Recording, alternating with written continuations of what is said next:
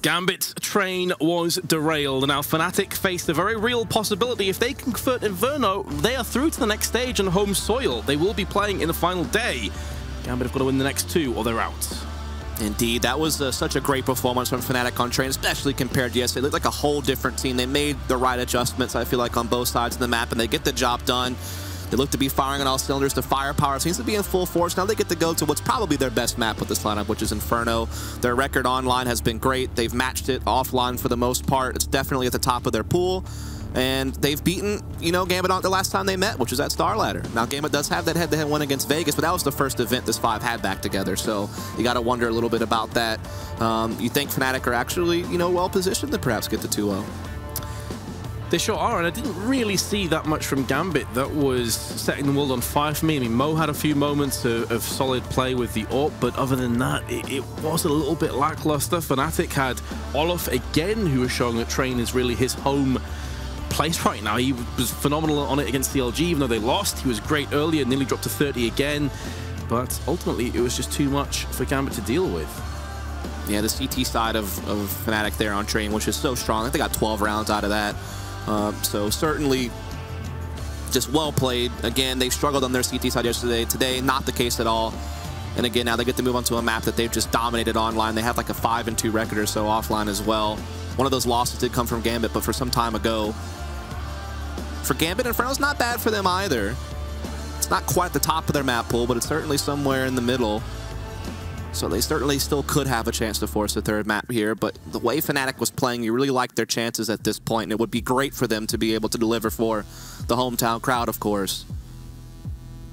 So obviously, talking about Gambit, pardon me, because they did concede that first map, is there any player that really sticks out to you that they're going to be looking on and weighing on to carry them through this map? Yeah, I mean, I think you just need the backbone of them to work really well, which is going to be Adren and Hobbit. Like, I think those are the two players that you count on the most for them. I think on defaults, I mean, these are the guys that you're going to be seeing trying to do entry work at middle, particularly Adren, as well as him trying to work the apartments. Hobbit's a guy who could be playing B or apartments. He can kind of play either edge of the map. He usually focuses on B. So trying to get those guys going is going to be pretty big. And then Mo will obviously be counted on the CT side. Like, he is that guy that, plays the op float over on the arch side of middle, and that's an important position to play, and he's going to have to deliver with the AWP when he's called upon whenever they play on that side of the map, as well as just whatever he can find on T sides. He tries to be mobile, so we'll just have to see. Again, this is a map they certainly know how to play, but it's just Fnatic are looking so on point. And of course, now speaking of Fnatic, historically Inferno was one of their go-to maps. It's one of the maps that they were most known for. That duo really came to prominence over on the B side. JW's aggressive AWPing through mid. Is this a case of going back to the old school Fnatic, you think, that we're about to witness?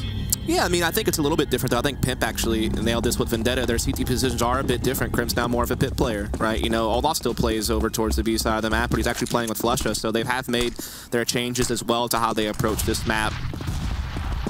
So they can still keep that duo going, just on opposite ends, as we are going to see the heavy pressure from Hobbit. There's the man himself, does get that entry over here to B. They don't follow it up, though, right away. They actually bounce back over towards middle, hoping to play the rotation game here with Fnatic. And now they'll just kind of hold in a default pattern. I mean, they have the advantage now to work with, just kind of taking their time as they gather up middle. Olaf's going to go for a peek, and he's going to find Doja at very close range and will take his head off his shoulders. The flash also connected onto the quad side to make sure that he couldn't be found out instantly afterwards. And now Dennis is going to come through, but he actually misses everything from point-blank range, and he's going to get punished for that one. Mo from the side should be getting that kill every day of the week, but instead he gets turned on from Crims. He survives on 3 health. Hobbit will dispatch of Crims, and now he has a golden opportunity to dart across to B and get the plant. I mean, JW might get here fast enough to disrupt, especially since he's slowed down, but he's going for the kill. Oh, I don't think JW will expect this at all. He holds the angle, but he misses the shot. Now JW can just draw back. Now, surely this is where Hobbit just says, okay, screw it. You want to play passive? I'm going to get the plant. I'm going to make sure that whatever happens, our economy does tick over somewhat from this round. And now, of course, additionally, it does force Fnatic's hand to come for that retake eventually. They have a kit. It's going to shave off a bit of the time that they would ordinarily need. Hobbit looking for the taps. He's going down to the Wrong end of the magazine, and Meister's going to put him down. Fnatic pick up the pistol. An important one at that. It was a very odd pistol round. A lot of strange plays coming to fruition, but doesn't have to be beautiful. It just has to work. Yeah, I mean, the kill that Mo missed over here at Arts really hurt. This one right here, Crim's just delivering from the Moto position. Had plenty of frags on that round. As you feel like if Mo gets that kill, they're actually able to plant inside the A site, and they have like a better time maybe playing, you know, it's some type of 2v2 situation, but force Hobbit just to have to dance around just to get a bomb plant out of it, and couldn't win the 1v2, of course, but they actually decided to buy up on this round. They don't save for a third round buy. Again, that's kind of the option in this meta. You can kind of go either way with it. Fnatic on Train chose to be conservative, but Gambit here on Inferno will go straight to it. The thing is, though, as a result of going for a force, they have no nades. Absolutely none. So this is going to be down to entry fragging. Hoping that Fnatic maybe show themselves a bit too long. Tech9 through mid doesn't really tell them anything. If they do hear an AK rattle off, then Fnatic are going to have a good idea as to what's coming up against them. And it's Flusher who's on B alone. So similar idea to Train for the time being. And Zeus will try to edge around and see if he can spot anything through that smoke. Now just hold the angle, just waiting for that smoke to dissipate, and they will attack. As you noted, there is no utility, so they can't even block CT spawn, which means whoever rotates first will get free shots on them with the crossfire with Flusha. But Adren doing so much work with the Deagle in middle will hold everything in place for the most part. He's done his job and then some. Now they can split Flusha on B. He's going to have so much to deal with here. It's going to be so difficult. To make matters worse, he's going to have to reload, which is going to give up some vital room as he gets pushed in. Doji can now use the right-hand side. He's going to get double-faced by Zeus. Additionally, who has an AK, but didn't get the kill with it. Going to trade out with Doji now, who has more health. Zeus just on 13. Crims and Dennis die a second apart. And Fnatic, who started so solidly with that pistol, they're now going to have to force bind just to keep themselves afloat. And we're going to have that scrappy start to this game as both teams fight for economic control and force the other to tap out. Not quite yet, though, as Fnatic will get the Deagles and CZs. Just good play from Gambit, isolating Flusha on B. I think the work Adren does at Arch was massive with that Deagle. He got a kill and did so much damage. Dozier was a part of that as well. Really limited any type of rotation to assist Flusha in B. And so they steal that round away. They're looking to see if they can follow it up here as we see them opening up fairly default. Again, about as standard as it gets for them. Hobbit working over towards B. And Dren and company also looking to get control of those apartments. A little bit of damage being done to Olaf there as he has to back off. Wasn't far off just getting outright headshot in that position. Instead, loses 21 health. Again, Flusher's by his lonesome on the B side. This is something that has become more difficult with the newer version of Inferno, as holding B alone. I suppose it is in pistols, though. We'll see if that changes once the full rifles and AWPs come into play. That nade not going to do that much damage, and now he's going to get mullied out of position. Fast rotation is on the way. Dennis joined by Olaf Meister, who's looking to maybe try his luck through the smoke. Flush is doing quite a bit of damage now with his DZ. He's tacked up 2 players very low, and Olaf is going to finish off. Dozier caught while reloading his weapon. Always a horrible feeling. And now Crim's left alive with a Deagle and Kevlar, and this wouldn't be horrible to take through into the next round, all things considered. So, looks as though Gambit are going to take the 2-1 lead. Yeah, so I think they're going to finally force Fnatic to kind of chill out here on buying. Yeah, the Deagle and armor could certainly give them something to work with in the next round, but other than that, I'm sure they'll save out. Which means Gambit should be able to force it 3-1. As Fnatic have to recuperate those funds, it's going to take them a little bit of time to do it. And even when they get their first full buy, it still probably won't really be the best. I'm sure it'll be limited in some ways. So Gambit have gained a lot here by forcing this round through. And it always stinks to be on the back foot as a CT economically, especially on a map like this where you could really use having all that utility to kind of hold off Banana. That's one of the tried and true ways to play B as CT, is just making sure that you can constantly time out those smokes and incendiaries to stop them from being able to get top Banana control. are to hold them off from being able to push the site. And if you're limiting that going forward, that can really open up Gambit's options. Double Mac 10s for the dollar bills. Gambit will be looking to try and force them downrange as Crims goes for the early peak. So the only Kevlar, the only weapon they had other than USPs has already been lost. And they're not in a position to even get it back. But Doja, who trades his gun, I think he was switching to his Glock or something, and he just got completely pasted point blank range with the USP. Just a drop in the bucket, though, doesn't really mean anything in terms of how this round's going to play out. I would be simply amazed if Fnatic even got more kills out of this round from this point. Yeah, really shouldn't be getting anything else here. Just trying to hunt for whatever frag they can find. There's nothing really to lose in this situation, but Gambit will not give up anything there, so it will be 3-1, but here comes the buy up from Fnatic now. It's going to be M4s across the board. There's no money out there for an AWP. Even JW will actually just be on a FAMAS to try to make sure he can get that extra utility. So we'll see where things stand now that all the guns are out there. June actually holding on to that Mac 10, trying to see if he can get a little bit more cash out of it. Because he is the one that normally fight those close-range battles inside apartments and window room, but this time around he's actually going to be adding over here towards Banana with Hobbit. But the nades have actually kind of pushed them back towards T-ramp for now, so they'll have to just kind of take it a bit slower.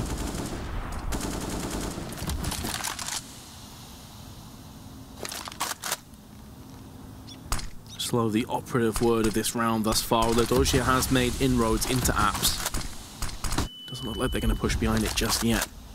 A carpet of smoke has been placed down in position on mid.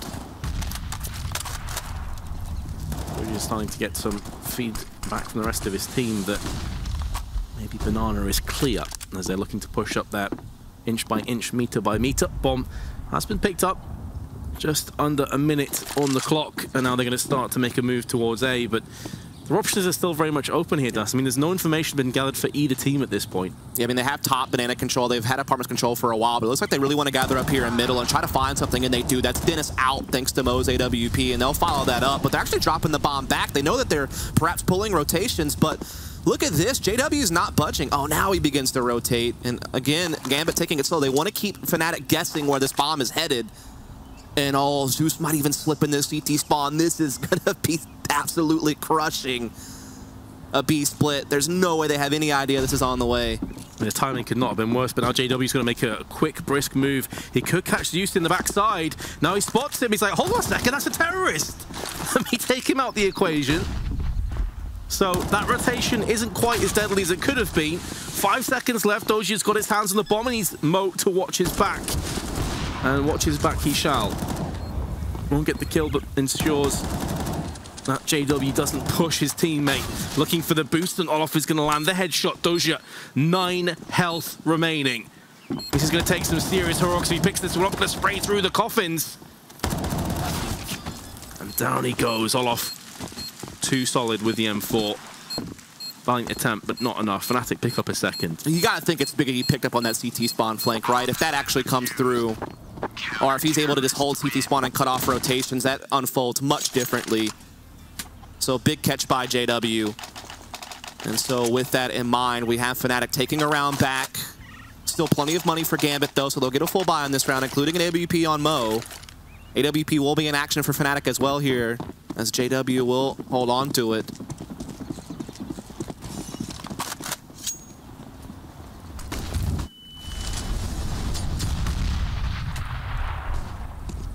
Meanwhile, Zeus just going to be holding down on the T-steps.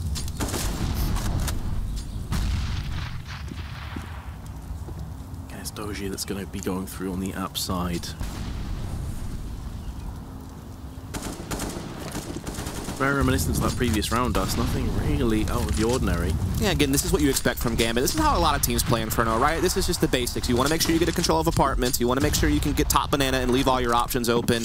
Everyone for Gambit to their normal positions. Adren, get engaging Boiler. Hobbit actually over towards B. He can kind of switch it up. Sometimes he'll be apartments as well, but he usually plays Banana, and Doze is usually the other guy with Adren and apartments. But Adren actually gets caught by Olaf, looking to take something a bit more aggressively. And this is one of the trademarks of them on Train, wasn't it? Was the fact they were able to disrupt. This time, though, Mo trades it right back into a 4-on-4 early on. And so now Gambit has to make some decisions here in a 4-on-4. They know that they're going to put strain on the CT side because they're a man short. With 8 players left, 7 of them are over on the A side of the map, one of which is JW and Library, but no longer going to be an issue. Crimps with a double spray down in the heads of Zeus and Hobbit. That's a huge moment in this round that could be the determining factor if Fnatic pick this one up. They spoiled for choice as to which player he wants to try and pick off first. They peek him from different angles, and there's Mo for a second. And the third of the round for him. Gambit managed to pick up a 4th. And Fnatic, well, their economy in the dumps once more. Doesn't bode too well for the Swedes right now. No, certainly not. Gambit starting to win some of those key rounds.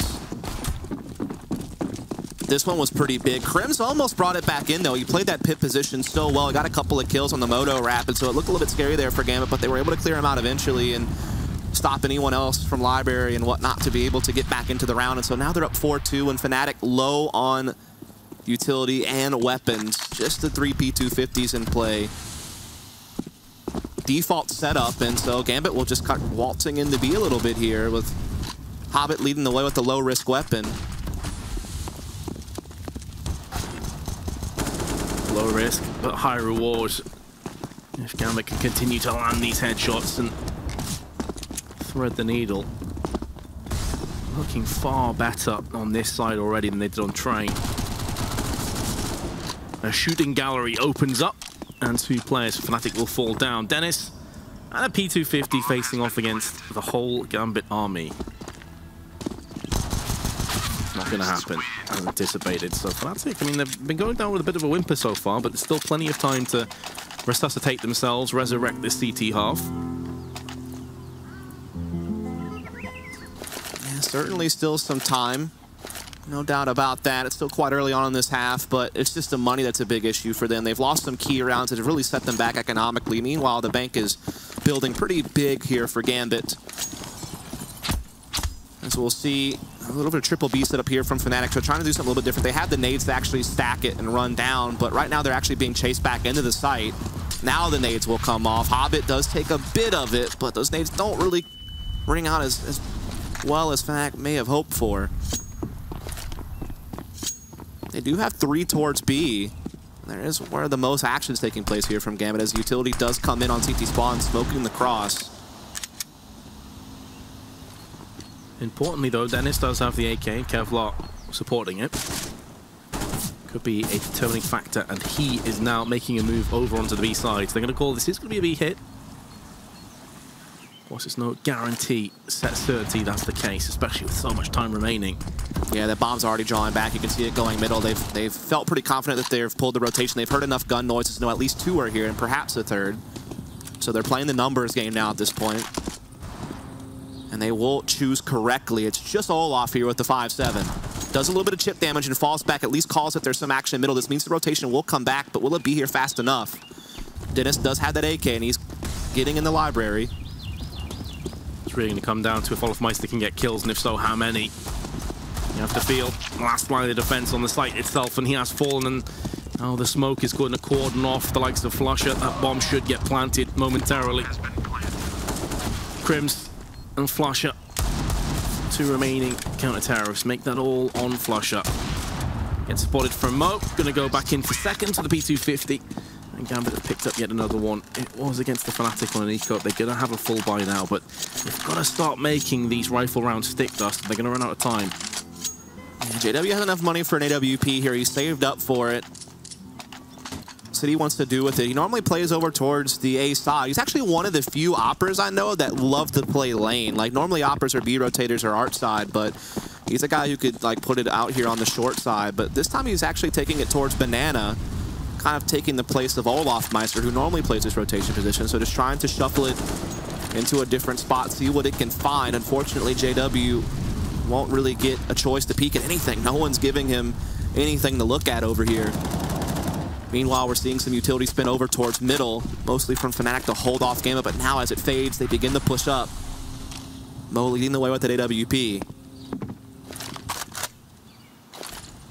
Most of the chip damage has gone the way of Fnatic. Mo and Adren are feeling the sting of war. But mid control has consistently been assumed by Gambit, and Fnatic have just not been able to deal with that, not been able to repel it thus far. Yeah, Gambit just taking control of brackets, still leaving their options open. That bomb's still not committed just yet. But you like to think that they want to play here. There's 4 players from Fnatic in the area, though. They're using pretty good counter nades. But now Zeus will use that smoke to push up and peek Arch. Dennis claims the first kill with just 40 seconds remaining, and Althweiss is going to come in with a second. Looking much better for Fnatic this one. Can't afford to hemorrhage kills at this stage, though. Put this round to rest, put it to rest comfortably, build the economy, come back into this. Hobbit and Doja still have 20 seconds, which they need to try and figure out if they want to save or try and push onto one of these sides. I mean, with Doja already being at the balcony side of apps, they may be baited into going for this, but they're going to get caught from behind. Dennis with the spray, drops the bomb out. Doja good for one. Can he get any more? Yes, he can. A second. He's not going to win the round, but it's all about how much damage can he inflict on the CTs. And the answer is 2 lives lost, but Fnatic do pick up a third. So there you have it. Even though they gave up brackets, they were able to bunker down everywhere else and make sure that Gambit made no more forward progress, which is totally fine. If you can, you know, get that 4th player over and just hold, make sure they can't motor wrap or get in the CT spawn, you know, you're holding out short, giving up brackets is fine. And now they actually go double AWP. So they're going to have it on both ends of the map now. It'll be JW still playing banana with it. Olaf, though, will actually have the other one on the Art side. So again, just kind of swapping the positions up just a little bit, making adjustments for what guns they have. Meanwhile, Gambit back to the tried and true default. Dozier will begin pushing up those halls. Crim's playing it aggressively, so we'll see a bit of an exchange, but no damage dealt. Oh, that's a money nade. It's going to cost him a lot of health and smoke as well. Able to escape, but by the skin of his teeth. Fnatic have done a decent job of actually stopping any kind of apps push for the time being, but now that Adren has managed to pierce through on the boiler side, it's going to give them food for thought now. Yeah, I wonder if they're going to go for the triple apartments push. That's definitely in their playbook, just to send, you know, heavy numbers out on balcony. They already have an entry on the A bomb site to work with. They have plenty of smokes to line up to do that smoke wall on the pit. That's exactly what they're doing. You can see Hobbit sliding over as well. He's going to meet up with Dozier. Adren's going to go back towards mid. I think he has the pop flash they need to come out of balcony with. As I say that, though, he's actually lurking over here towards B, maybe just trying to hold someone in place, but everyone else is gathering up over here towards boiler. So yeah, Drench is going to spoil rotations. That's his job here. But it's definitely going to be a lane apartment split. Again, though, time is of the essence. It's going to be Olaf and JW both ringing out with their orbs. Olaf with a second. Not able to get a third, but he may well have just put this round to bed by landing those couple shots. Crims doesn't even need to peek. He knows that time's working against the T's. He's going to make sure they all get neutralized. And if use ties after time, it's going to be so brutal. But he is going to get the kill before falling. But Fnatic pick up another round. Yeah, great op work from Olaf inside the pit. He got the bomb down. That was key. Gambit lose off the clock with this kill right here. It just drops into the pit. No one's able to grab onto it. Really well done by Fnatic. That was definitely a hard situation to handle, given the defense was split up like that. Given that Adren held a couple of players in place over at B, but Olaf comes through. He's been in great form ever since that Mirage thing going wrong. He's been great since. Absolutely. He's had quite a performance at this event other than that one map. But again, in that map, the rest of his team played so well that there just wasn't that many kills available for him anyway, so you can't really look into that too much. Either way, in the here and now, Dennis has put Fnatic ahead once again as Dozier goes down. He's typically been that Arch Apps player. They will feel the sting of that one. Lots of nades being exchanged, and there's actually only one smoke left for Gambit. Yeah, indeed, they're running out of utility. They do have it to stop the CT cross again, but they got to get past JW's out. They're trying to boost up, but JW sniffs it out. You're not going to catch him off guard. And so that's another kill going over for Fnatic. Now they're up 5-3 in this round. A lot of time left still for Gambit, but they're running out of numbers to throw at Fnatic. Hobbit will at least get the AWP back, but not for long. JW through the smoke. The ultimate denial. Olofmeister with one. Adrian does have the bomb and 30 seconds in which to try and utilize it. This is looking like Fnatic are going to put a third round in a row on the board. It's forced out into the open. How in the hell is Crim's not dead there? He has a head made of lead, apparently. Sick rhymes. Completely not intentional, of course. Didn't even realize it. Solid. Solid banter back and forth. Disco's dead silent. Gotta love it. Anyway, Fnatic. Salty. Creeping back. Yeah, definitely not triggered. As we will see Fnatic on the heels now of Gambit as they have 5 rounds, just one away from tying this thing back up. So despite the slow start and the tough economic issues they had early on, they are right back in this half in a big way.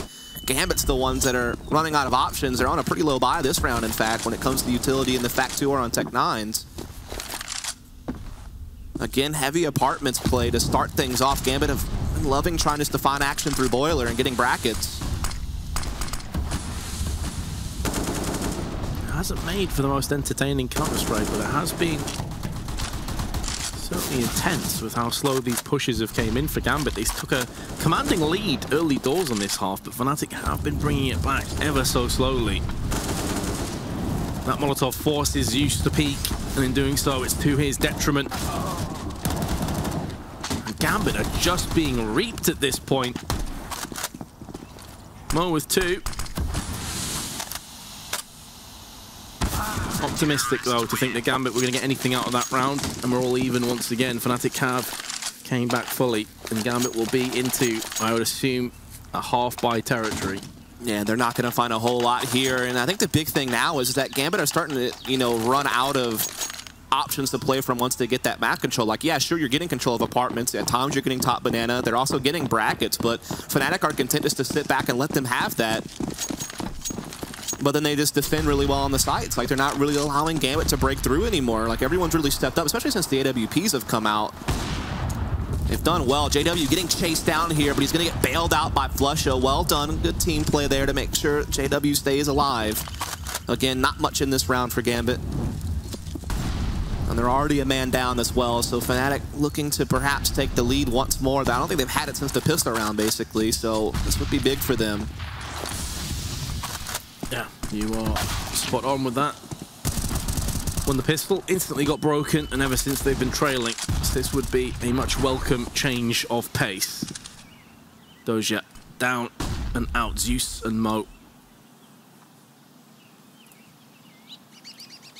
Not really too much hope of getting this done, surely not, but Zeus is going to pick himself up a kill. And the AWP trades hands. Bomb out in no man's land. That's been salvaged. Now I'm going to move back towards the A side, hoping to catch a CT in transition more than anything else. There's no real reason for Fnatic to budge an inch here. The only player that may want to move is Dennis, and that's round to the back of Banana to try and help out the B, but other than that, just stay in position. And they pretty much have everything spotted. They have, make sure you can't fall back mid. Flush is watching the B side. He knows that Banana's basically covered by Dennis. They also are making sure Motor Rap can't happen. So yeah, all the base is covered, and they will get the kill, and they will get the lead back. Again, from the first time since they were up 1-0, they're now back in charge. And the economy is still a bit low here on the Gambit side in the sense that if they lose this round, they're right back to saving. So it's not like they have a whole lot built up. They need this one to work if they want to have any chance in securing this half. Fnatic, in the meantime, they still have the double op set up in play, and ever since they were able to pull that out, they've been successful. And I don't think they've really let up around since they were able to get the snipers in play.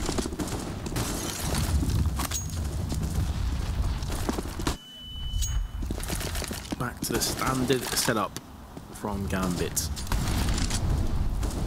To Apps will go Doja, no huge surprises there. Does have Hobbit just behind him. They haven't really tried to play aggressively in Apps themselves. They've been happy enough to just play very passive, deep defense. Just holding angles with these AWPs has been really the biggest thing for them, and again, it's worked. Every now and then they'll challenge Boiler. Dennis looking like he wants to do it this round. Bit more aggression now by Gambit. They want to try and take control, stranglehold over mid before it gets too late. Still a minute though on the board, but they are starting to drop into pit. This is a little bit faster paced than what we've seen thus far. It's at the cost of a lot of health, but a kill has gone their way earlier on. Adren down to 9. Crim's still on the site. There's smokes in his eyes. Adren goes in for a kill, but so does Crims, and Doja comes through with one of his own. And Gambit, it seems like turning up the pace was just what was required. 7-7, and Fnatic, a couple of players have very little to use in this final round. It's going to be CZs and M4s. I mean, again, we talked about it earlier in the game. That's definitely something that was in Gambit's playbook to do these heavy apartments pushes. A couple times it looked like they were setting up for it, but they never quite followed through. This time they do, able to get into pit and kind of use it as a launching pad back into the site. Find some key frags there at the end as well, so they do find that round. Oh, show him a little bit too much is Olaf, and so that means an instant 5-on-4 for Gambit. And now they have a chance to maybe still secure this half despite the comeback efforts of Fnatic. Another entry comes out on middle as well from Adren. And now all that's left for Fnatic is the 3 CZ players. I understand why JW would go for the balls out play down in Banana. Doesn't work though. Now falls upon Crims. You can hear the footsteps charging his way, hence the smoke. He's gonna get pinged through the smoke. He does get tagged quite a few times, but he's still alive for time being. There's Hobbit finally finds his man, and RB is very much open for business. Crims, though, could be in the thick of it if they continue to push his position, but now that Hobbit's on B, the call will come through, it's clear. And although Crims did land the headshot, not enough to get rid of the X-God himself. 8-7, Gambit lead. So a bit of a momentum shift there as Fnatic really started racking up rounds, but Gambit do punch through a couple of more there at the end to make sure they secure a lead, but only a slim one. And as we switch sides, we'll have to see if Fnatic can keep it up. I mean, they do have a chance still here to 2-0. They got that first map over on Train. They did so pretty convincingly. Gambit, though, on Inferno, are certainly looking to hang around for that third map, which I believe is Nuke, if I'm not mistaken. Which would certainly be intriguing to see that come out. That's correct, yeah, it is Nuke. But will Fnatic allow it to get to that case? Will they allow Nuke to become the deciding, all-decisive map? Dishing out the drinks, keep themselves hydrated. I can imagine it must be pretty hot in those sound booths, actually. Yeah. I'll be curious to see how things will go. Again, Fnatic will kind of do a lot of the same things as Gambit. Really, a lot of teams on T-Side Inferno just try to play those apartments control and banana control type style of play. Typically, Flush and Olaf trying to charge things out at B. Typically going to see a guy like Crims or JW be really important in apartments. But they also have some of those aggressive, 4 or 5 fan pushes, kind of like you saw on Train, so they can definitely do their pacing changes. This time around, looks like they want to go for something heavy apartments on a pistol round. Got a pop flash coming from middle. Oh, Doja knows there's a whole bunch of players ahead of him, but Crims actually crouches round the corner and gets himself on the score sheet for this round at the very least, but it's that great cost. Fnatic have already lost 3. Olaf is going to try and even the odds, but still with a player advantage. But now with that kill, it does force over Hobbit to watch B. So effectively, if they went for A, it would be a 2-on-2. Bomb going to get dropped. That suggests to me that Olaf is going to peek Banana. Just making sure if he gets insta-killed, the bomb's not in a horrible spot, but his teammate's now been dropped to 12. Yeah, he got the heck out of there after that, but Olaf could still find the entry over here. Nope, never mind. All right, so that's not an option anymore either. Well done to Gambit. They've pretty much locked this one up. And yeah, Fnatic was trying to do something fast at apartments. They could absolutely shut down. I thought there was going to be a pop flash from middle, but it was actually Flusher with a smoke grenade, so they didn't really have an easy way out. It had to come down just to pure fragging, and unfortunately for them, Gambit was up to the task. Almost a team ace.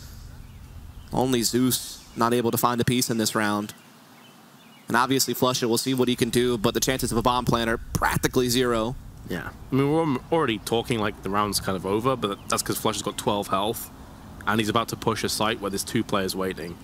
Even if he does get the kill on the site, which he's not, because there's so many angles for him to cover, there's another player in library that could have got him on the cross. Very difficult for Crims. And Gambit have picked up the second pistol. Forced by, of course, Fnatic didn't get a bomb planted. There's no reason for them to wait for AKs maybe in the next round. They're going all in on this one. Olof, is he going to hold off? That suggests he wants the AWP as soon as possible. Certainly does. No, never mind, gets the Deagle armor just there. Just a late bite. It's going to get Deagle. Makes a lot more sense to me. So it seems like they might do something similar this round, but now they do actually have a little bit more utility to back it up as well. They do have the flashes on Flusha and Dennis to maybe help them get out of apartments. As they certainly have a heavy lean over here towards middle and alt. We already do see JW pushing up with that CZ.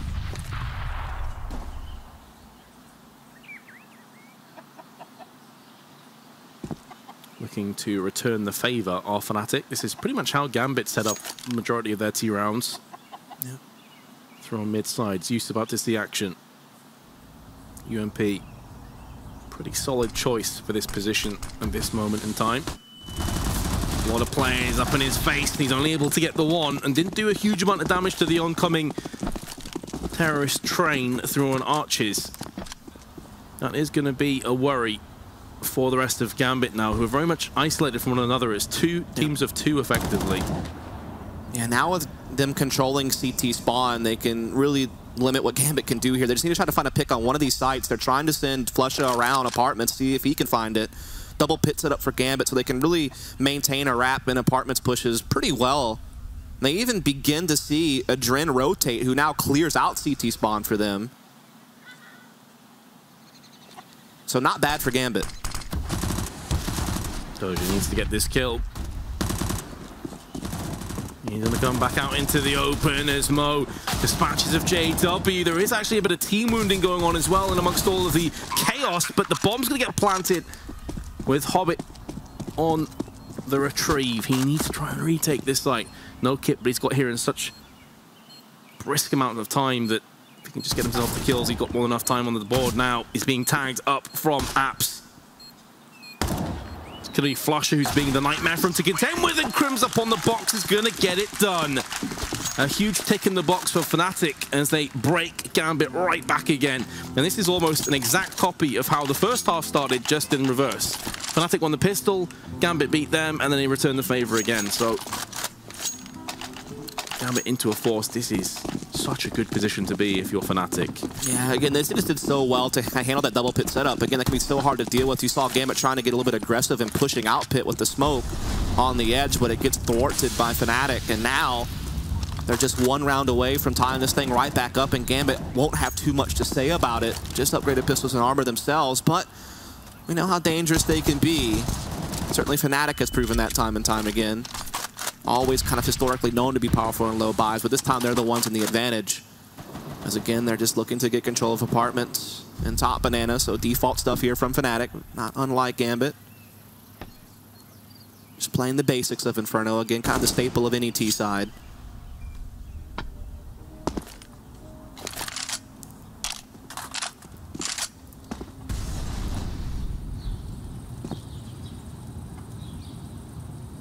Peering out of mid on either side. Make sure that no one's holding tight angles, the likes of Quad. Or in the alcove. More passive in its approach with Mo in arches, and Zeus watching long angle. It's more of a try and hit and run style of play, this from Gambit, and so far it's been successful. There's both Zeus and Adren come through with kills. JW on just 5 health. He's in range of all these pistols, and Hobbit's going to go in for a kill. It's all on JW. Can he pull off a miracle clutch? It's asking so much, and the answer is no. Fnatic slip on a banana peel and face plant. It's difficult to watch, but Gambit, they have stabilized. And now it's Fnatic, the ones who are on the back foot again. Again, another scrappy beginning to a half. Looks like Fnatic are going to force buy right back into it. Again, no surprise. Neither team wants to concede at this point. The score is so close. The reward is so high if you can get a couple of rounds in a row and force your opponent to tap out. And Fnatic does have that safety net of winning the first map as well, so we'll see what they want to do here. They really want to try to control Banana here. Olaf waiting with the Tech 9. Oh, he's getting cooked here. He can't get out. Hobbit gets the frag. He was definitely dancing around trying to smoke himself out, but really couldn't. Crims does get a kill on the other side, though. Because I think he knew if he throws that smoke, his position's compromised, right. And it's one of the kind of times where you so badly don't want to give it away. You're hoping the Molotov doesn't spread beneath you. Unfortunately, he loses out on that, as do the rest of Fnatic. Zeus, the only player to fall to the hands of Crims. It was a pretty solid 1D earlier in the round, but it's unlikely it's going to be followed up with any repeat performances.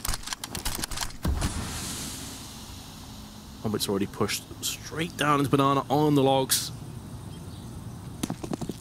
This is where the UMP should shine, but he actually gets traded out. Does do plenty of damage. And with Adren having an M4A4, you better believe he's going to start spraying as soon as that smoke lands, and he's going to get himself the kill. Also, not just JW, but nearly Crims on top of that. If they can get a bomb plant, and that pretty much is going to be a nice bonus, but it's so unlikely that Crims gets the clutch from this point. And there we have it. Doja puts him out of his misery. Fnatic do concede again. Yeah, with that bomb plant, I mean, I guess they could force again, but you really wonder if they should. I mean, you're setting yourself really far back if you do again and it doesn't work out. But never can really know what Fnatic's going to do. And I think that just gives them the extra money to save up for another buy. I like this approach, like they're kind of halfway buying. Like, I mean, they're getting deagles, but they're not going super heavy-handed on armor on everyone. Like, they're leaving themselves options. They're just evening the money. They're making sure they can still buy in the next round, but still giving them some chances in this one. Yeah, it makes more sense. Because if they'd forced up there, they'd have left themselves in such a bad position. Zeus straight down, no respect shown, no quarter given.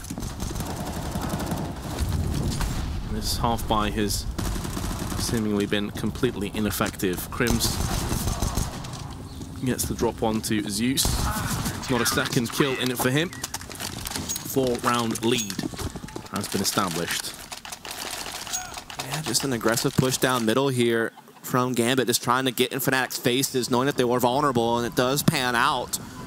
But now this is the moment that Fnatic have been waiting for. They'll get the 5 AKs out, head armor on everyone, a little bit of utility out there as well, particularly on Crims and Dennis. They're actually sitting pretty when it comes to nades. It's just about what Fnatic want to do. Again, can play that balanced default, but they also have some very aggressive early round pushes that they could put to use. And in this round, they're definitely looking to put a little bit more emphasis over here towards Boiler and Apartments, but still fairly spread out. But that smoke at the bottom of Banana not really allowing Flusha and Olaf too much vision right now, having to wait it out.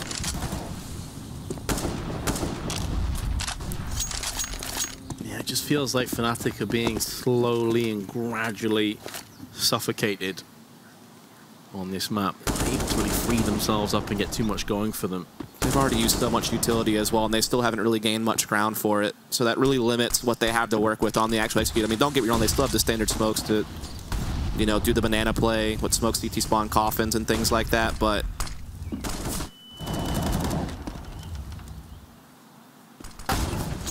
Umo has been dinked there. A brisk headshot delivered partially through the wall, so it wasn't insta-kill. It was delivered from an AK. Doja and Dennis both trading out on the kills. And Gambit themselves don't have too much to play with in terms of utility. And JW may get caught. Oh, that is such a horrific moment for JW. Decides to back away, and that very second Zeus peeks it. Hobbit, the back of the site, is going to deliver 1 kill, and now he has some backup arriving. And this should be a formality at this stage. Flush is going to pick himself up another one. That's going to afford them another bomb plant, so they're at least getting these bomb plants grinded away in rounds that they should be losing. I say that, but Flusher has it within him to clutch this, but no. I was getting too optimistic. Time to be put back in my place alongside Fnatic. 13-8 will be the score. yeah, so as each round passes, that Mat 3 is looking ever more likely as Gambit are just a few away from forcing the hand of Nuke to determine things here. Fnatic, though, with that bomb plant, still have options to buy.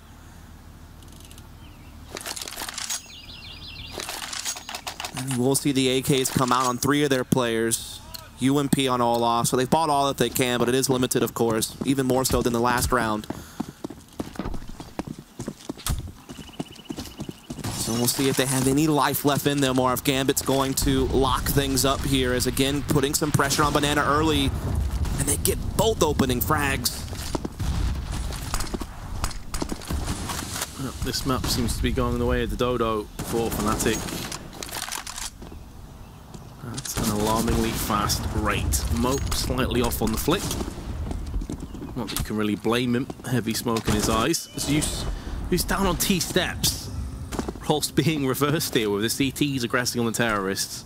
Yeah, you've seen Gambit much more prone to actually like push down stuff instead of Fnatic, who is, you know, more content just to kind of sit back on their CT side and give up a lot of map control and just make sure they could hold the sites.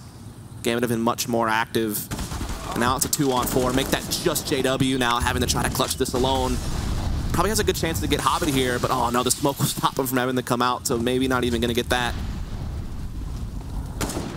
Yeah, that's the correct read on the situation. He knows someone's going to be pushing behind him. There's just too many players, too many angles to watch out for, so he can't fully set himself in position and try and systematically take one player down at a time. And that's credit to Gambit, honestly. They're keeping themselves in these buddy systems. Fair enough, JW has got himself a kill onto Hobbit, but it doesn't seem like it's going to make a great deal of difference. He's about to get picked on the cross from Zeus. Or is he? Yes, he will. A bit delayed, but still the same result.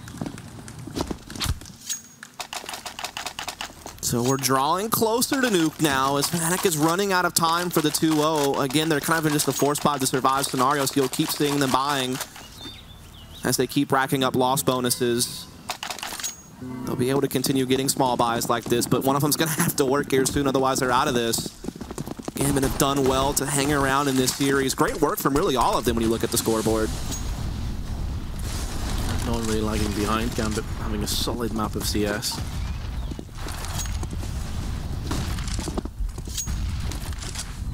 Fnatic just running into brick walls. JW with an entry onto Doja. Dren's under the caution. East can't swing in here. 1-for-1 trade. Solid for Fnatic, but there's Hobbit once again. Stabilizing alongside Zeus. He's on 8 health. He's about to see action from Crims if he decides to push, but Crims decides better off than. He's waiting for his partner in crime of Dennis to make his move through apps. Yeah, they were up ahead most of this round, but now it's even out thanks to Zeus, though he does have low HP. He's got the kit on his back, and Hobbit's coming around as well, so still a chance to retake here. Zeus just has to kind of wait for Hobbit to get in position, who's still flanking through Banana. They will meet up at middle together. Zeus, with low HP, will take the AWP. And Hobbit is going to join alongside him. Really pushing separate sides of the site. Hobbit deciding on the arches. Zeus on quad. With the aforementioned AWP, he's going to try and find himself a kill. He's looking into graveyard, no one home. And there's Dennis, who runs straight by and connects onto Hobbit. So Fnatic are going to pick up another round. Zeus is backing away to save the AWP.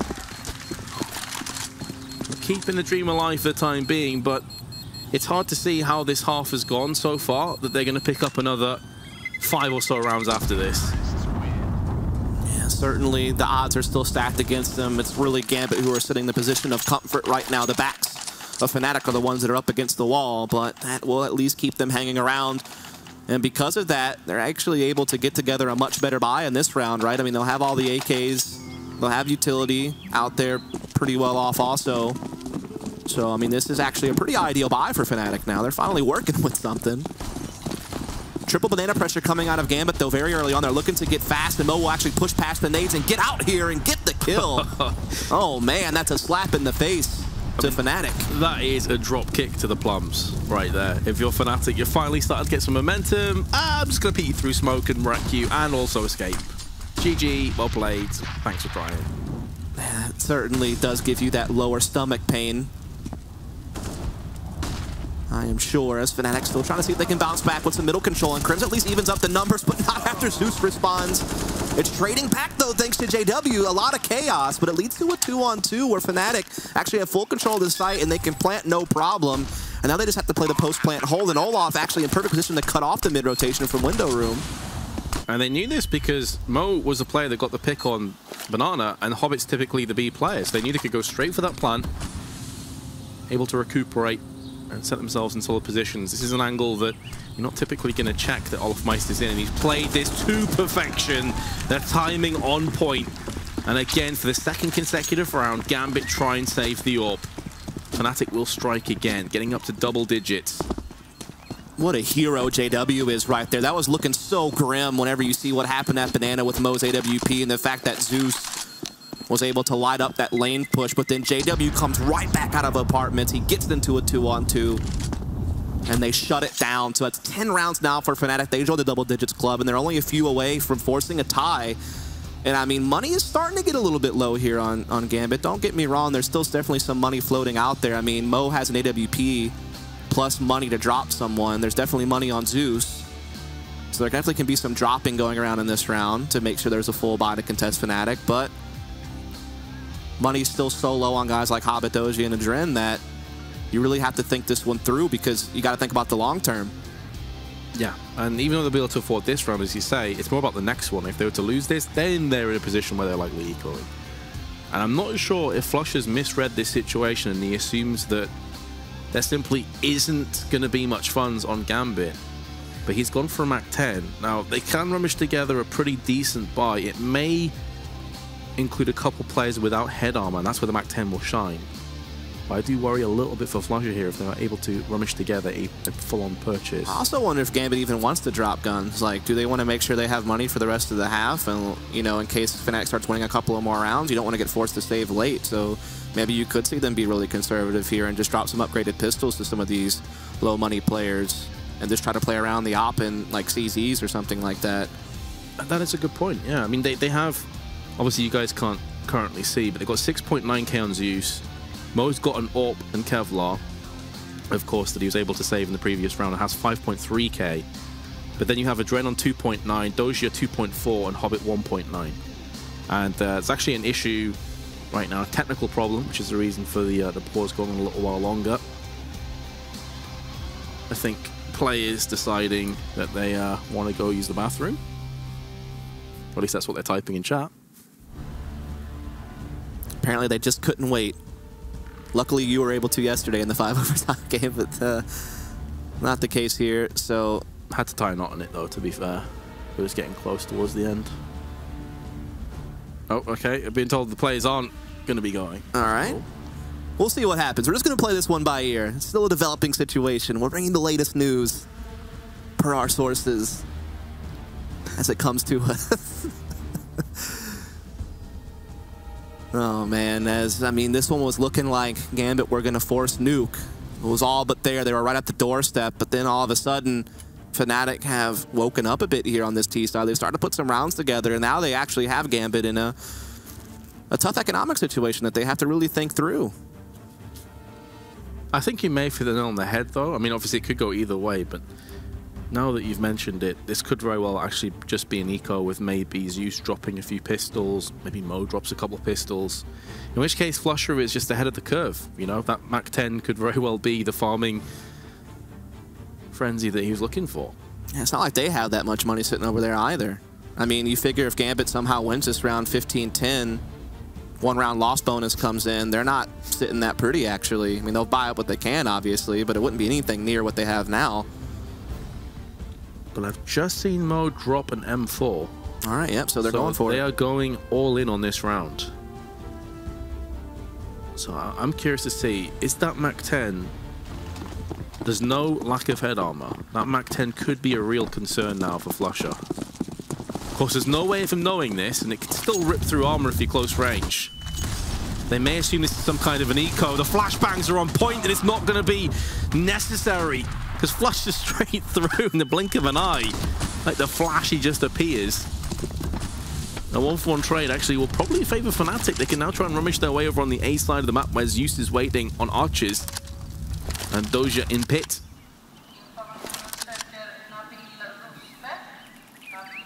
So we're back into a 4-on-4 standstill right now after Flusha got his opening pick. It was traded by Mo very quickly. Now everything has kind of settled down. JW maintains control of apartments. But they're shuffling that bomb back over here towards Banana with Dennis and Olaf Meister, the carrier being Crims. Perhaps looking to set up some utility here on B. Both players actually playing inside the site, and they don't really have anyone nearby to rotate, so they'll have a numbers advantage no matter which site they hit, but it's just about cracking open the positions. They do have the Molotov on Crims to flush out new box, at least. Maybe get someone in open space. Oh, Nades starting to descend onto the site. Doja elsewhere will lay down JW, so it's going to be very much a hit on B. They can't afford to turn tail and run away now. Time is scarce. And Mo's health is too. Dennis comes through with an entry. Fnatic are getting the kills where it counts. A flick from Dennis into the forehead of Zeus, and he will also fall by the wayside. Doja, do you realistically think you can clutch a 1-on-3 without a kit in this scenario? Or are you just setting up for exits? That's certainly the latter, you would imagine at this point, but just the entries on Fnatic, so crisp. Mo not able to get that op shot off from the back corner. And that really stinks, because you think if he can get that kill and he stays alive and they hold that back line, it's going to be difficult for Fnatic to press in, but instead they get the entries. Great work here from Dennis particularly. Crim's also a part of it. And they do force that 11th round. Luckily, Dozy is at least limiting what they get to carry over, keeping the money low on Fnatic that can still help them out as this thing continues to go the distance. But Fnatic are hanging around all of a sudden, and again, that money's low from Gambit because they did go heavy-handed in that round. They just saved that one AK, and now you got to think that they're looking to save in a situation like this. Just upgraded pistols. They do have quite a bit of round loss bonus coming up, but with a few of them actually dipping deep. I mean, you got Hobbit down to $950, Use on $1,400. This gives them a bit of power to play with, but it could be at the cost of some extra nades in the next round. Molly into Apps, not going to deter Zeus. A flashbang's there, but it actually hits JW just as bad as anyone else. Oh no. This would be a horrendous way to lose the round if it just comes off the back of that. There's also weapon has traded hands, but Crims is going to maintain balance and order. And the CS squad smile upon Fnatic for the time being. But it is all even, and Gambit aren't out of this just yet. And they do have that extra AK now in play now. Thanks to that frag, Zeus is going to have it, so that makes the defense even a little bit more formidable. Fnatic has to play from the 4-on-4. Again, just looking to see if anyone's going to give them an opening. Olaf has that AWP trained at the top of Banana, but no one's showing themselves just yet, though Hobbit is up close. He's going to actually peek with this 5-7, does some damage, but now he's trapped behind the sandbag, trying to stay alive. A great flash comes in, allows him a frag, but at least Olaf's able to trade back with the HE nade, so it stays even.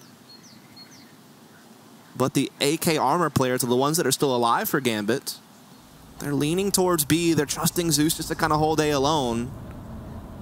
No look from Fnatic, though, that indicates they're looking that direction. They're running out of time as well, so they're going to have to go in soon, and it's going to be the site that has the most defense.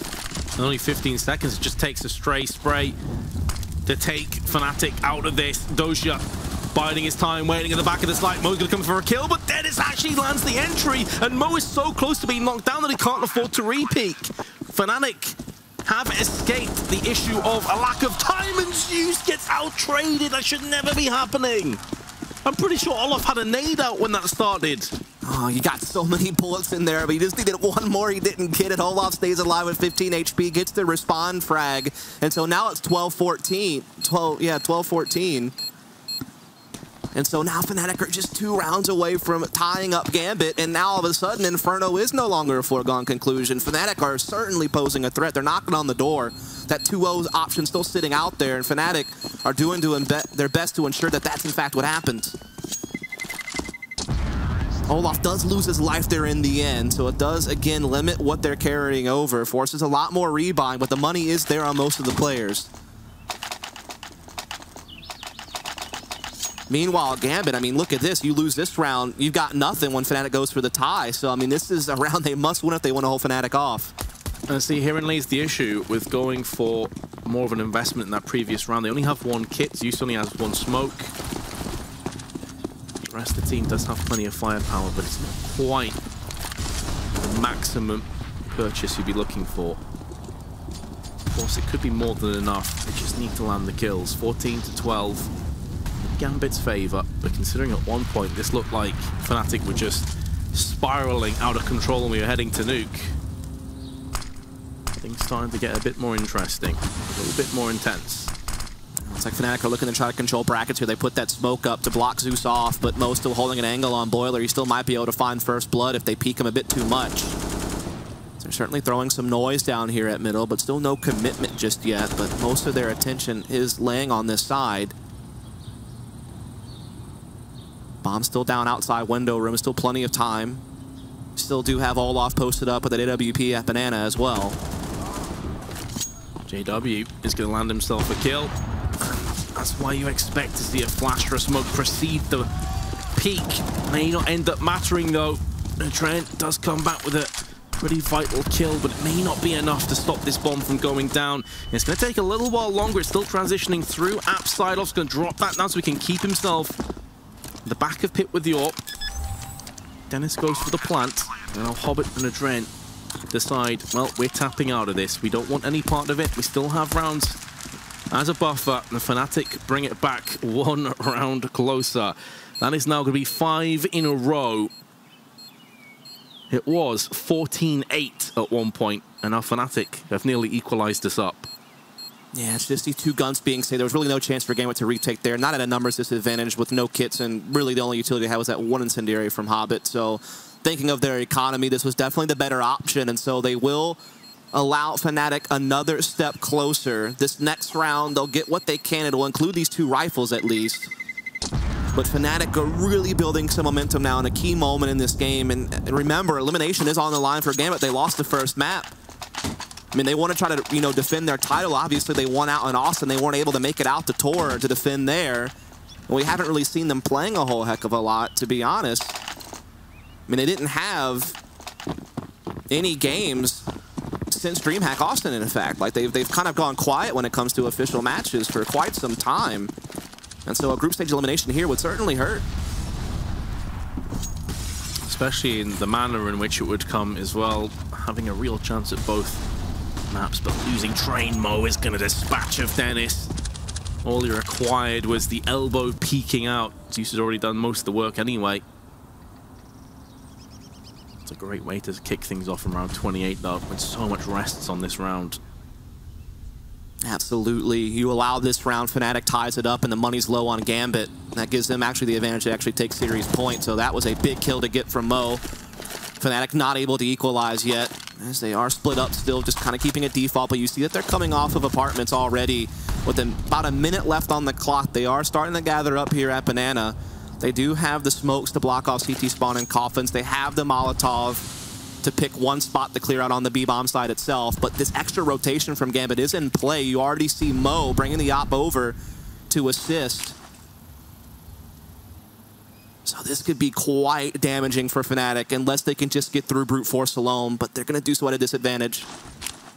This does not bode well for the Swedes. Mo now realizes there's a very good chance he's about to get peaked. He's going to wait off. Patience on point. He gets flashed initially, but he waits his time. He's going to pick up 3 kills, not quite a 4th. Olaf will not allow him to take everyone down by himself, but he has no choice anymore. Headshot from the side. Great work by Mo. I feel like a lot of AWPers, as soon as that flash comes through, they instantly just go for the shot, but he waits. That extra second made all the difference. Yeah, just unfortunate for Fnatic. They kind of just choose the wrong side. They play right into the stack that had been placed by Gambit thanks to Mo's early rotation, and then he just delivers off of that. Those are some big frags. And now all of a sudden it's map point for Gambit trying to force that 3rd on nuke. There's still hope for Fnatic though to force an overtime. They still do have some guns in play in this round, but it's going to be more difficult now. As again, they just open up, trying to get some map control, and Olaf finds top Banana by himself, gets both entries. B's wide open now. They don't have the bomb in place just yet to capitalize, but they're going to keep putting pressure on. Dozy does take out JW, though, and Zeus has been able to rotate. Bomb's still not in place. And that is the key point, thus. The bomb not in place. It has not been planted, and it won't be for a little while. Zeus is still using that slight gap in the smoke, but that's going to be taken away from him. Almost a tantrum spray. Give me back my vision. Not going to happen. Bomb planted. Gambit are getting out of there. Olaf and his 2 entries have secured the round for Fnatic, and we are going the distance. Mo is going to make it sting a little bit more. But again, Fnatic down, but not out. And realistically, are they going to go all in on trying to take these weapons away? Dennis is maneuvering himself, trying to get up close and personal with the remaining CTs. Yeah, Dennis knows how big it would be to get these guns out of their hands. 3 guns being saved is actually quite a lot, especially with all the utility that they have and the kits and the armor. That's so much being carried over. Not able to find any damage though, so it will come down to a 30th round. Again, Fnatic no strangers to OT, and Olaf no stranger to being the hero that brings them to it. These kills were big to keep Fnatic alive here on Inferno. Keep that 2-0 dream alive. They still have a full buy on this round, but so does Gambit. And they're going to go for the triple B pressure again. Going to be a lot harder for Olaf, for someone to take them down this point. Attempting banana control once more. Both teams exchanging nades. Flusher needs to be careful there. He's taking a lot of damage. The Dren also took a little bit more than he'd be comfortable with from the Molotov. So much utility just got dumped at Banana, and it was Gambit who come out the victors as they do get control, and they allow Dren to push a little bit deep. He will pull back though, and they will kind of reset into more of a default stance as Zeus makes his way back around to our side. Mo has the op on lane.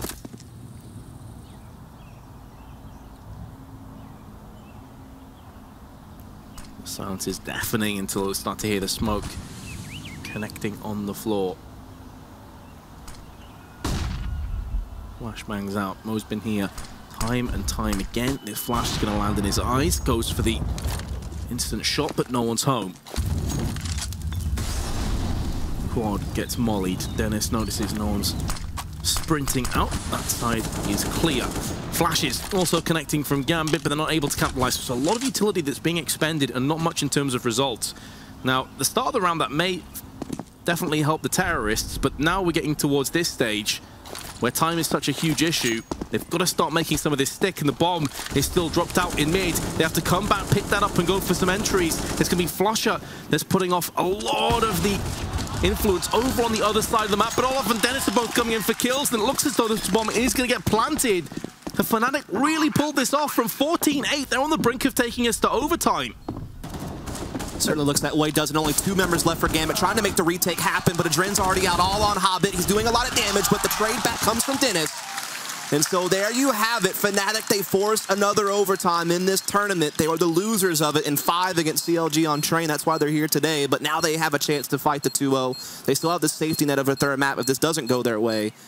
And what a great play from Fnatic. The mid-round call that took place there to get control of brackets, then fade back over to Banana, throw smokes down on the site, keep people guessing. What it actually did when they threw those smokes on Banana, it forced the Arch player to peek brackets, to check for information, to see if they were still there, to see if they were jumping back to Banana. And when he peeked, he got killed. That gave Fnatic the entry they needed to kind of start snowballing things. And you saw they kept those 2 players in place at Banana. They were able to get some more entries on the A-bomb site. That was just so well managed by Fnatic. And so now we are going to be going to OT. The rule set is MR3 16K, so economy really not a factor in overtime. You basically get to throw everything at your opponent. Never really have to worry about saving or ecos or anything like that. The money's always usually going to be there, unless you just go crazy with triple sniper or something. And of course, it's a race to 19 rounds. An 18-18 split means a second overtime, just to kind of refresh your memory on how that all works. What is he doing? Something about, I wonder if, you know, one hand is Gambit and one hand is him, and he's talking about, you know, bad things that he wants to do to them.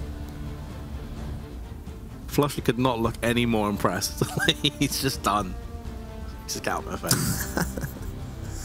Yeah, so they'll take some time to kind of take a bit of a chill pill here. When you go into extra rounds, you have to do a bit of a reset, have to talk things through, have to consider everything. Looks like they're just trying to blow off some steam. Again, they got put through the ringer yesterday on having to play a lot of rounds of Counter-Strike, only just to lose against CLG. Now they'll be called on to do it again. Gambit also no strangers to overtime. They were also in the losing end of an OT game. It was on overpass against CLG, so both these teams have suffered losses to CLG in extra rounds, actually. It seems that the booth is quite vacant at the moment, so I assume the players have gone off to the bathroom. They were asking in regulation if that was possible. Now that we are heading into overtime. And so I can give you a little bit of information as to how some of the buys are going down. Mo's gone for an AWP, and Zeus has gone for an M4. Everybody else has yet to buy a single thing. Doesn't really tell us a great deal. Kind of what we expected from those two. Yeah, I mean, I expect them just to kind of keep things up. I mean, they were doing really well with, like, just triple pressure on Banana initially, whether that be Mo's op added to the typical people you see playing over there, which would be Adren and Hobbit. Every now and then I've seen Adren pick up a second op, but, and I mean, with so much money, they may consider it, but I mean, I feel like maybe not necessary, given the fact that they were usually able to control Banana pretty well without one. Meanwhile, Fnatic haven't bought anything yet, but again, all their options will be open to them. Didn't see too much special this game from either team. I mean, it was mostly just playing default and just making the right mid-round adjustments, just making the right calls to find gaps, and Fnatic certainly did that well enough to force the extra rounds. Trying to keep his wrists loose after a whole bunch of CS. Dust. I have no idea how much time we have to fill right now, to be completely honest. But okay, one player's in the bathroom. We've just been informed. So it's all. It depends if it's number 1 and number 2. Depends on how much time we have. It could either be like 30 seconds, or it could be like, you know, a few minutes. Just depends on the hustle. All right. I was going to ask you. Yeah, go ahead. This is your first time in Sweden, right? First time at DreamHack. Yeah. How do you feel about it? How's it been going? The environment's awesome. I mean, it's actually really cool. You guys are probably able to see it. Like, you know, we have basically an open setup here with the stage. So the main stage is what you're looking at right now, and there's definitely a crowd brewing here in Sweden for the hometown team. But we're also basically in the middle of just one of the normal BYOC halls. So, I mean, there's lots of people who are just actually watching. Even if you don't see them in the crowd, they're probably watching from their stations all across the hall. And so, yeah, it's just really cool. There you see it. You know, that's what we're in the middle of right now. So definitely lots of people in participation here at DreamHack Winter. It's really cool stuff just to be a part of it all. Sorry, just dying in the corner for a second there. And there you go. Brilliant. Just in time for the overtime to begin. But yeah, there's a bunch of exhibitions. It is a very cool place to be, Jönköping. I definitely recommend you check it out if you have a chance, guys. But that's enough about bodily functions and Sweden. Time to get into it. And it's a double up setup from Adren. Okay, cool. All right, then. Back into the fray we will move. Gambit, Fnatic, and it's Gambit who draw first blood in the first overtime. Down goes JW. A linchpin on the side of Fnatic, who's been consistently solid, I would say. Olofmeister probably will be my pick of the best Fnatic player of this event overall, but JW's not far behind him. No, can't see a great deal. He's not going to rattle off a shot either. He's going to wait for the opportune moment to strike. Fnatic haven't really got anything for their endeavor, though. I mean, they've teased with the idea. They haven't really pushed behind in these nades that they've been throwing out. Yeah, they have control of brackets, at least for a bit. They've already faded back. We see All still trying to challenge Adren over here at Banana, but oh, a shot missed by Adren. He's forced to fall back and actually pulls the rotation back over as well because he's taken so much damage. So even Hobbit has drawn near, and that actually kind of equalizes the defense back into default positions, which means Fnatic will have a bit of an easier time working up middle. But will they get past Mo's AWP wrapping Moto? That's going to be the big question. Smoking him out. For that shot does miss, and player actually just jumped over his second shot, so quite fortunate to survive with that. Going to be hopping their way through onto Speedway, trying to get round the back of B. 16 seconds. Adren with the second AWP is in prime position to strike in the blink of an eye. Fnatic just get eradicated. Efficient killing in effect. Gambit do get the first round in overtime. They can always be scary when they get control of CT spawn like that, but I feel like Mo handled it well, and so did Hobbit up top with the M4, able to deliver a couple of key frags, and the op crossfire from spawn and back sight do ring out. So around goes the Gambit. They maintain the double op setup. This time Olaf will have the single op for Fnatic. They went for 5 AKs last time, so a little bit of an adjustment. Olaf again going to see if he can't try to work things out over here on the B side. Adren will again get aggro with the AWP. Just playing the edge of this fire. Olaf just holding the tight angle on Carr. No one going to peek that far though. Still triple banana for Gambit, but no one's come out enough yet for a frag. JW though takes out Mo. That's one of the ops down in apartment. Much better start. It's JW this time that will chime in for the first one. Of course, he was the first to fall. First casualty of overtime. Gambit, though, do have a rapid rotation. Zeus finds himself on the A side of the map. leaving Adren by himself with the AWP on B. Fnatic looking to get a move on. 2 players coming up through short. Hobbit's lucky to survive. And this is where Dozia's position could be the difference maker. That could be the pillar they try and build off, but Fnatic, they're going to keep him waiting. They're teasing him at this point. Dozia actually looked away from his screen. That scared the crap out of me from his perspective there. I think he's looking at his teammate, but around him, bloodshed is ensuing. 2-on-2, Dozia is now going to strike from the shadows, but Olofmeister's Tech 9 is up to the task. Adren against Olof. 2 AWPs in play. Enemy at the gate style. Gonna be peeking, and Olofmeister gets the upper hand and brings us back into equality once more.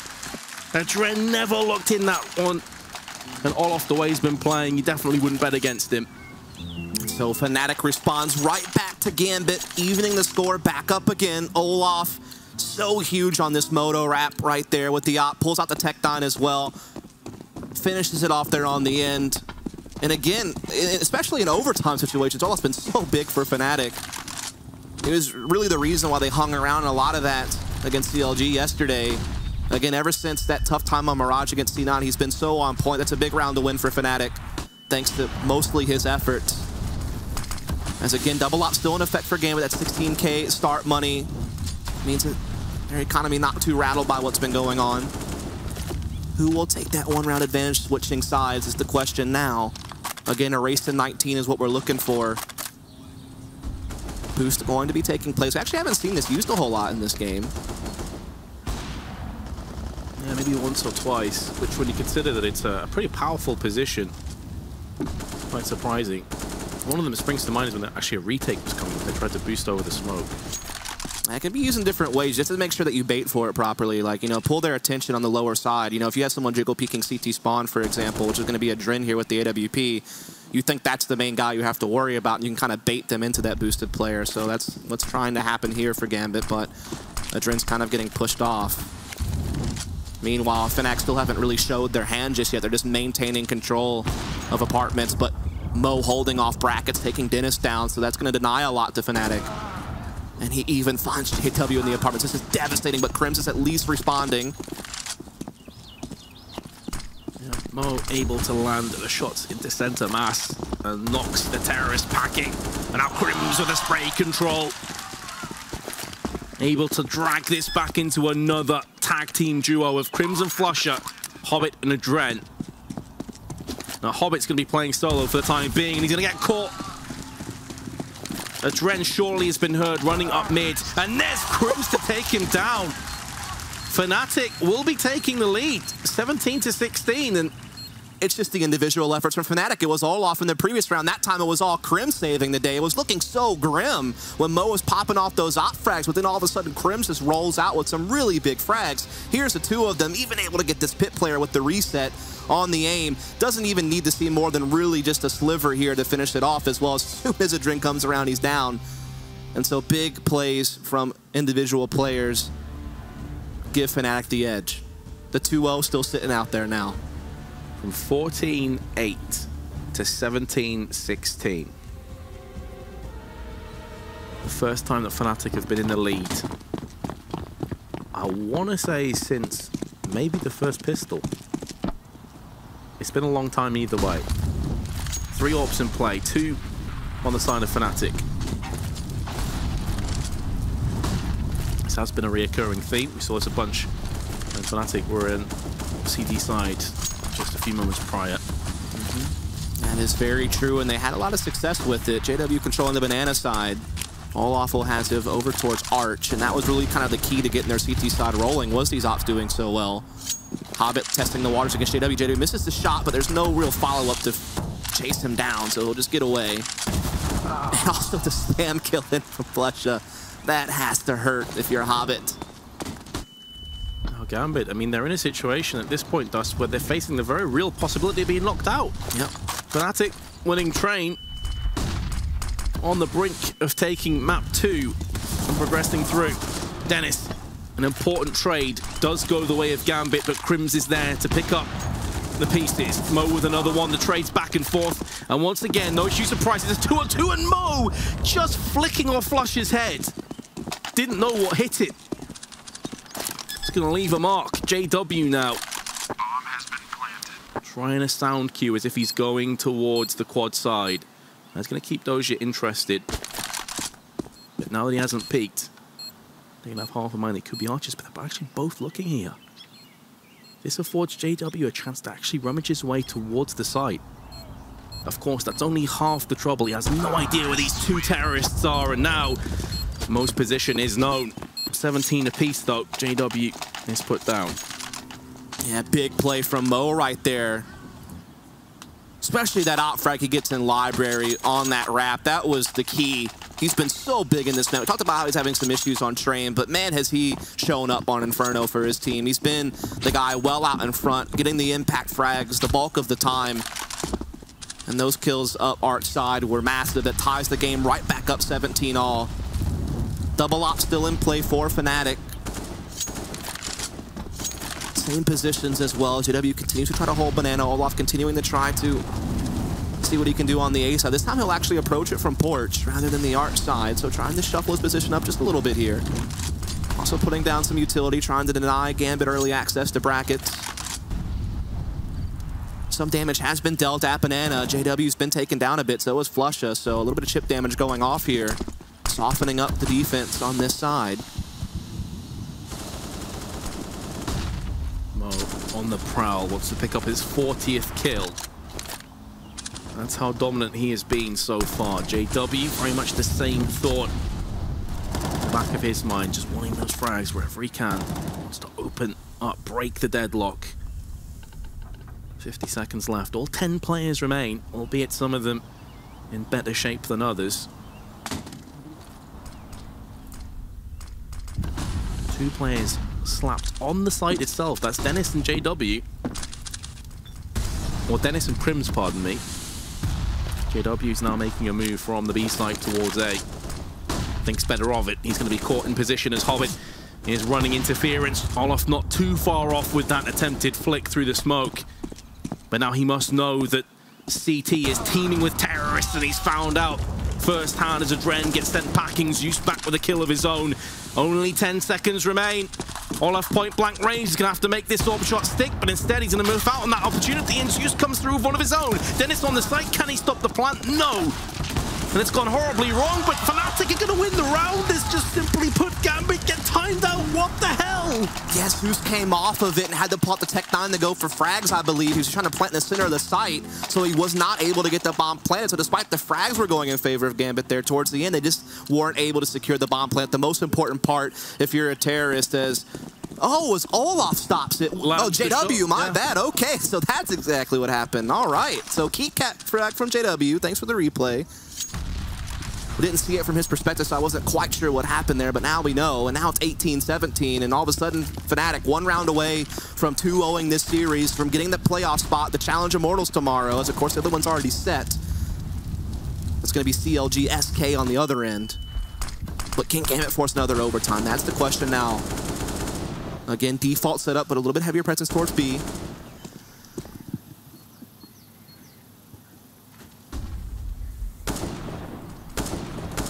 Started set up from both teams. So much on the line. Olaf not far off with that shot. So more of a warning shot than anything else, and Gambit would be wise to heed that warning. They will push through. Doja down to 52 health. But they have control of brackets here. The bomb's in their possession as well. They still do have Hobbit trying to play out towards B. But again, Fnatic content to just fade back and hold down. That was their specialty in regulation. It worked well for them. Olaf, though, misses the shot. Zeus able to get the advantage. That's going to allow him to get in the CT spawn. And now B all of a sudden may be cracked open. It's so vulnerable. JW has to come up big here. So does Flusha. They're so cut off from their team. Zeus needs to check his left-hand side, and JW will punish him and gets a second kill as well. The bomb's been dropped out. Flush is able to get it on the cross. On new box, JW comes through with another one. He's going to go down.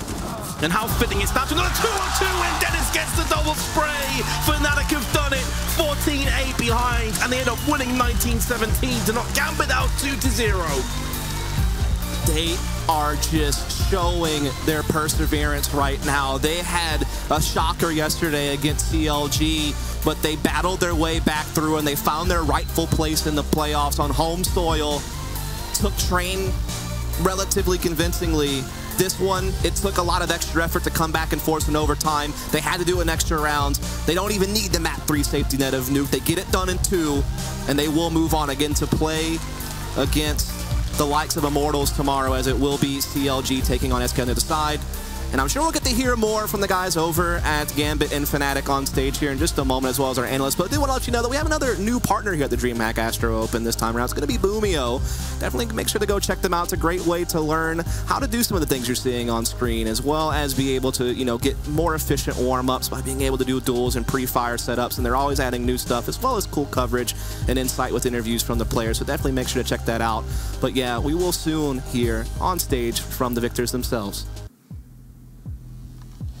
It is not okay if you answer everything in Swedish, but you can do a bit because we have a wonderful Swedish crowd here, and Fnatic have just done it for you guys, the hometown heroes. Please put your hands together for these guys.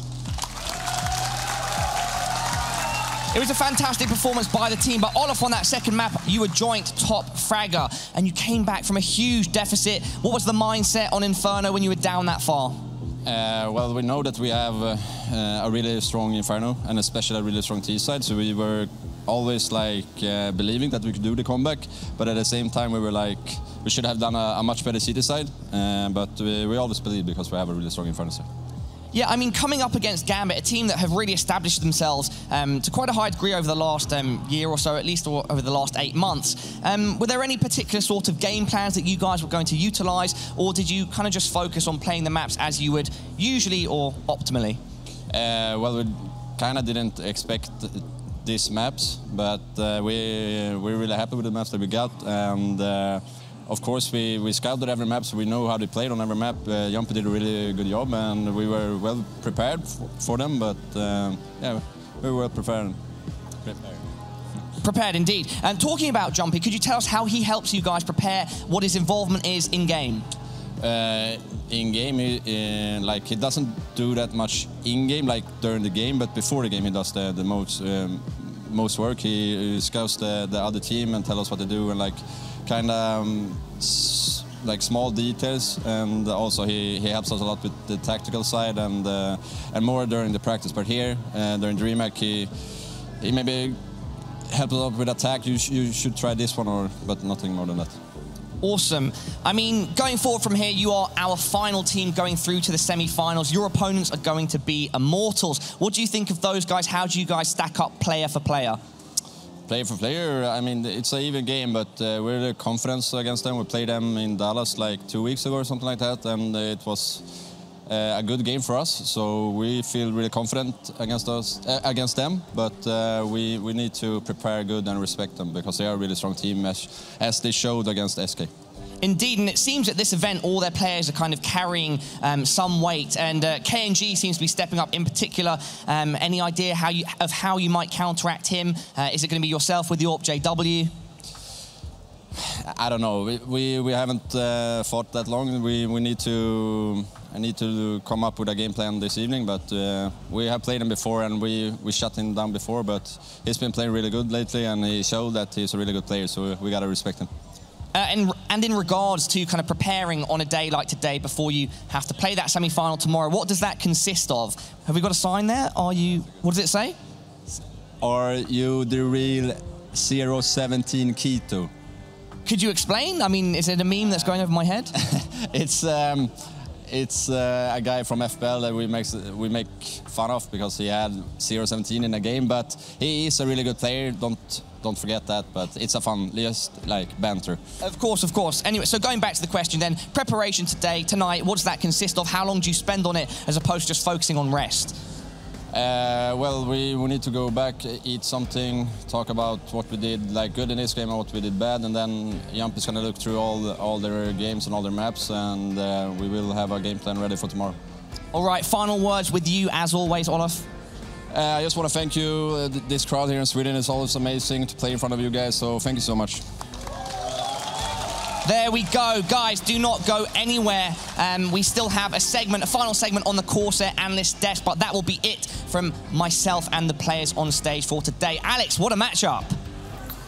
Fantastic stuff there. Olof, of course, gets another chance to talk to that home crowd. I'm sure we'll get some Swedish in that game tomorrow. They will be doing battle versus Immortals. We get that one, another best-of-3 battle, and that of CLG SK is locked in as well. Gambit do fall this time. They will be not be making those semi-finals. It's not the dream is dead for Gambit. However, expectations were high, and indeed they were met. Olof stating that they are a team that they most definitely respect. You can see it in the gameplay, and we got a good game to enjoy. Joined once again by Vendetta and Pimp to just dissect this one just a little more. Myself, Machine, hopefully guiding some sort of conversation.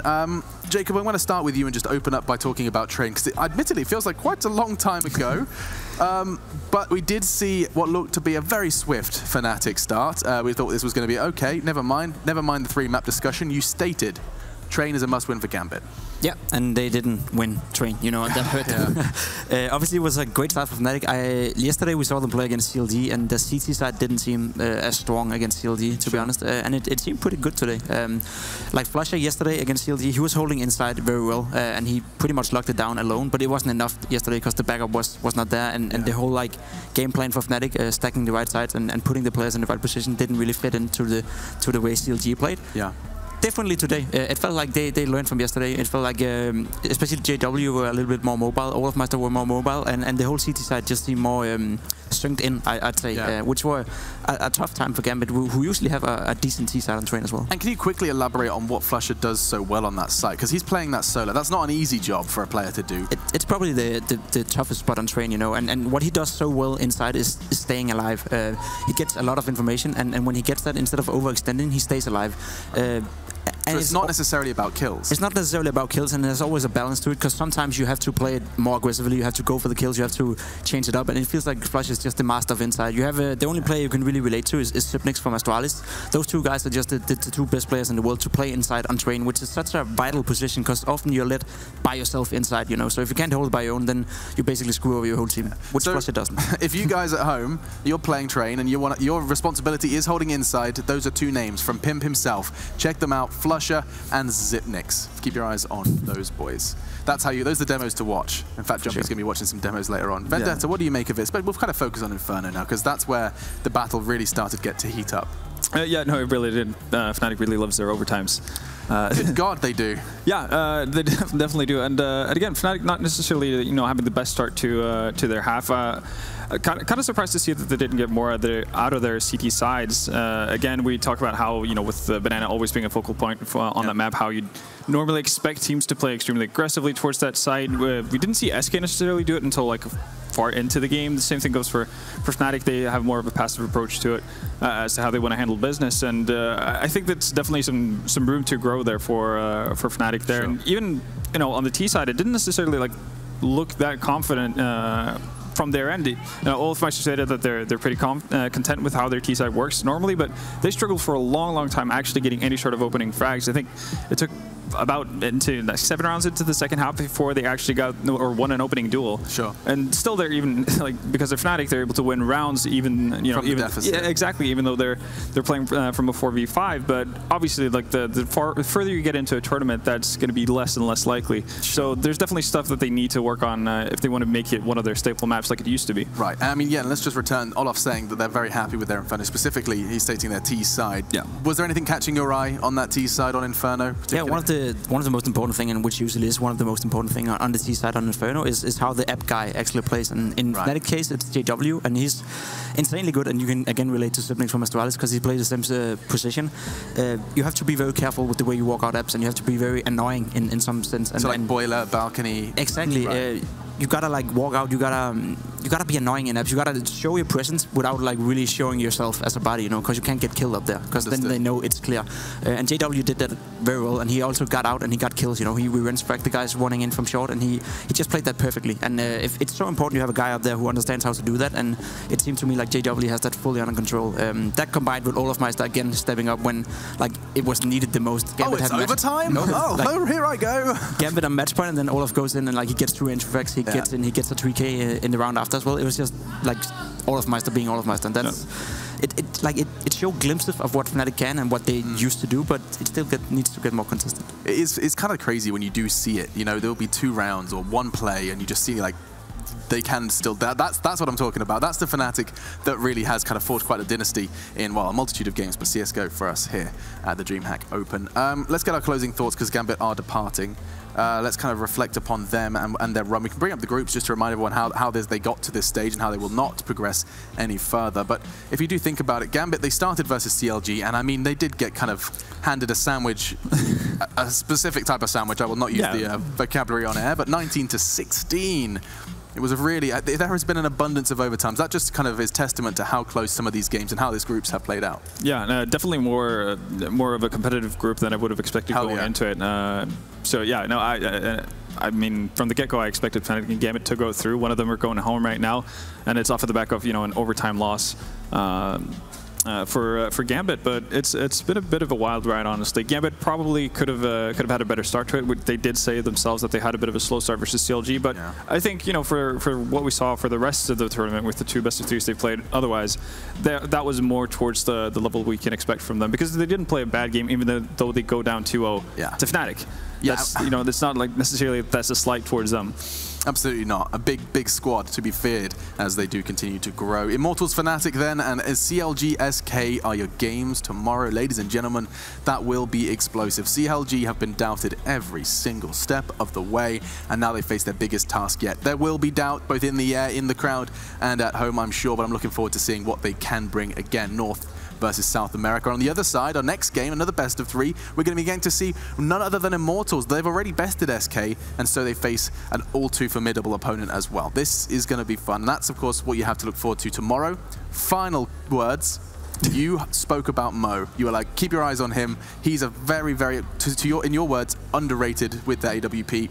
Dropped the most frags in the server. Yeah, he dropped 40 frags on Inferno. Like, he was the sole reason Gambit even got that lead, you know. He was insane, and he was the sole reason they stayed in the overtime. I remember the 4K almost at 8, you know. He kept delivering round after round, and that's Mo, you know, when he's good. And it's great for me to see that Mo is there, because we talked about Gaming being on vacation, not being fully prepared. I think Suze even tweeted after the game now that we are not prepared enough, you know, and obviously you're not when you had a vacation, so don't take too much into this. I'm sure like Suze is on top of this. I'm sure the Gambit management is on top of this, but you can always learn from tournaments. You always learn from when you lose, but don't take it too hard on yourself, because you came in unprepared, so you can't really expect to beat Fnatic. Gambit were not prepared. I guess, you know, Illidan would have some words for them. We will, however, stop being complete nerds and say our goodbyes. One of the reasons Mo was so effective, even catching Dennis as he strafed towards alt mid.